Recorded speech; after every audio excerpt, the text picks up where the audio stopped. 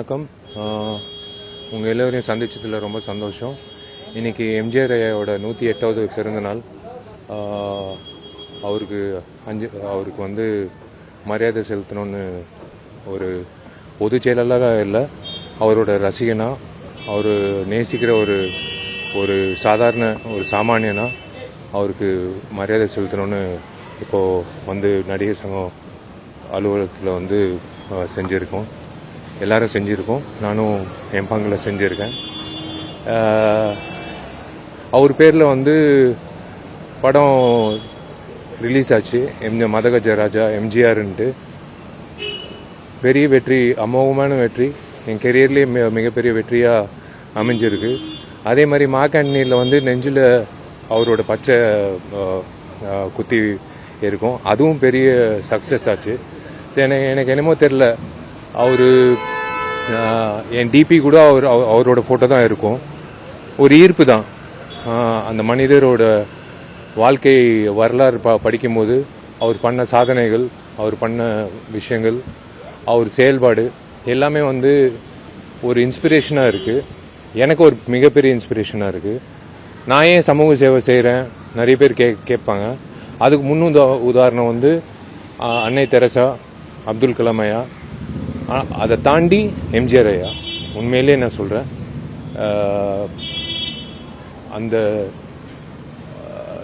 அந்த மிட் டே மீல் அப்படின்னு கொண்டு வந்த சத்துணவு, அந்த அந்த ஸ்கீம் கொண்டு வந்த ஒரு நபர், எல்லாருக்கும் ஏழைகளுக்காக வாழ்ந்த ஒரு அரசியல்வாதி,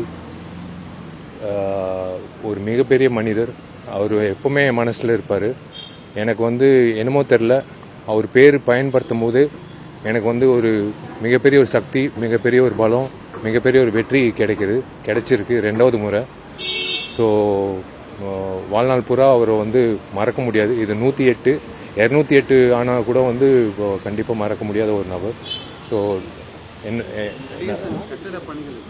கட்டட பணிகள் நீங்கள் பார்த்தீங்கன்னா தான் தாண்டிடுச்சு, பெரிய அளவில் போயிட்டுருக்கு, நான்ஸ்டாப்பாக போயிட்டுருக்கு. இனிமேல் எந்த தடையும் வராது, கண்டிப்பாக வராது. யாருக்கும் அந்த தைரியமும் கிடையாது இனிமேல் தடையை போடுறதுக்கு. இந்த கட்டடம் வந்து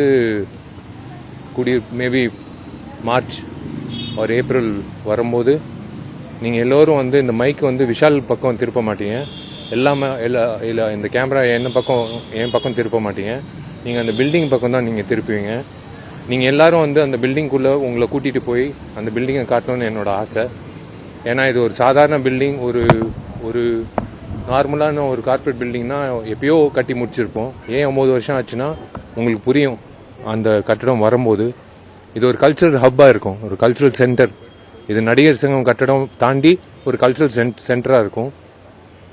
இது நிறைய விஷயங்கள், இது முக்கியமாக தியேட்டர் ஆர்டிஸ்ட், நாடக நடிகர்களுக்கு ஒரு மிகப்பெரிய ஒரு பலமாக இருக்கும். ஒரு விலாசம், அவங்களுக்கு ஒரு விலாசம். எங்கிட்டு போகணும், சென்னைக்கு வந்தால் எங்கிட்டு போய் கேட்குறது, எங்கிட்டு போய் தங்குறது அப்படின்னு இருக்கும்போது இது ஒரு விலாசமாக இருக்கும் எல்லா நடிகர்களுக்கும் நடிகைகளுக்கும். ஸோ இந்த பில்டிங் வந்து it will be an iconic building for இன் தமிழ்நாடு. கண்டிப்பாக நானும் எதிர்பார்க்குறேன். ஏன்னா 9 வருஷம் ஆச்சுல்ல, கண்டிப்பாக. அது ஏதோ உளறிட்டேன் அப்படின்ட்டுல, நான் ஒரு சபதம் எடுத்தேன். கண்டிப்பாக எல்லாத்துக்கும் ஒரு டைம் வரும், அதுக்கும் ஒரு டைம் வரும். அது கண்டிப்பாக நீங்கள் எல்லாரும், உங்கள் எல்லாருக்கும் வந்து நீங்கள் இப்போ பட்டு சட்டை பட்டு வேட்டியோட நீங்கள் வந்து என்னை வாழ்த்தணும்னு நான் எதிர்பார்க்குறேன். ஹெல்த்து வந்து நான் ஒரே ஒரு விஷயம் நான் சொல்கிறேன். ஒரு நிமிஷம் ஒரு மைக்கு கொடுங்களேன்.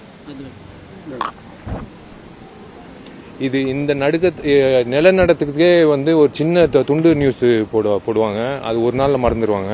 ஆனால் இந்த விஷாலோட நடுக்கத்துக்கு வந்து கனடா வரைக்கும் உலகம் முழுக்க வந்து என்னை போய் சேர்த்து வச்சுட்டீங்க. இதில் என்ன ஒரு பாசிட்டிவ் விஷயம் என்னன்னா, யாரெல்லாம் என்னை நேசிக்கிறாங்க, யாரெல்லாம் வந்து இது எனக்கு ஒரு மிகப்பெரிய, நீங்கள் எனக்கு ஒரு ஹெல்ப் பண்ணியிருக்கீங்க. நான் ஒவ்வொரு வீட்டுக்கு போய் என்னை பிடிக்குதா அப்படின்னு கேட்கறத விட ஒரே நேரத்தில் வந்து அத்தனை ஃபோன் கால்ஸு அத்தனை உலகம் முழுக்க இந்த வீடியோ வந்து சமீப காலமாக இவ்வளோ வைரல் ஆனது நான் பார்த்ததே கிடையாது. எந்த வீடியோ இவ்வளோ வைரல் ஆனது நான் பார்த்ததே கிடையாது. எத்தனை பேர் ஃபோன் பண்ணி என்னோட ஹெல்த் பற்றி விசாரித்தாங்க.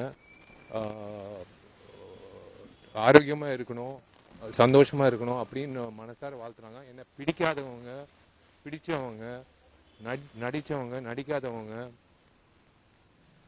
நேசிக்கிறவங்க, நேசிக்காதவங்க எல்லாருமே வந்து என்னை பற்றி விசாரிக்கும் போது ஒவ்வொரு நாடு, ஒவ்வொரு வெளிநாட்டிலிருந்து ஃபோன் வரும்போது எனக்கு ஒரு விஷயம் புரிஞ்சுது. அத்தனை பேர் வந்து உண்மையிலே வந்து ஒரு ஒரு கன்சர்ன் காட்டினாங்க. அது நீங்கள் கொடுத்த பாக்கியம்தான் அந்த வீடியோ. என் ஹெல்த்து ஒன்றும் பிரச்சனை இல்லை, நான் நல்லா தான் இருக்கேன். அதான் நான் சொல்கிறேன், மார்க்கண்டின டைலாக், நான் எப்போ விழுவேன்னு எல்லாரும் காத்துட்டு இருப்பாங்க. விஷால் வந்து விழவும் மாட்டான், விடவும் மாட்டான். கண்டிப்பாக வந்து நெத்தி அடி தான் அடிப்பான். நான் வந்து என் ஹெல்த்து பற்றி ஒன்றும் பிரச்சனை இல்லை. அன்றைக்கி வந்து எனக்கு சிவியர் ஃபீவரு, என்னால் முடியல, உடம்பெல்லாம் ஷிவரிங் இருந்தது. டாக்டர் வந்து போவேனான்னு சொன்னாங்க. என்னோட மேனேஜர் ஹரி எல்லாரும் சொன்னாங்க தயவுசெய்து போவேனான்னு. 12 வருஷம் கழிச்சு என் படம் வருது. 12 வருஷம் நானும் சுந்தர் சார் வந்து எவ்வளோ ஏங்கணும்னு எங்கள் 2 பேர் தெரியும்.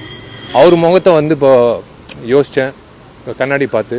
சரி, 1 மணி நேரம் நிகழ்ச்சி தானே, எப்படியாவது தம் கட்டி போயிடலாம் அப்படின்ட்டு வேட்டி சட்டை கட்டிட்டு நான் போயிட்டேன். பட் என்னால் முடியல, பாடி டெம்பரேச்சர் வந்து ஏறிடுச்சு. என்னால் அது தாங்க முடியல.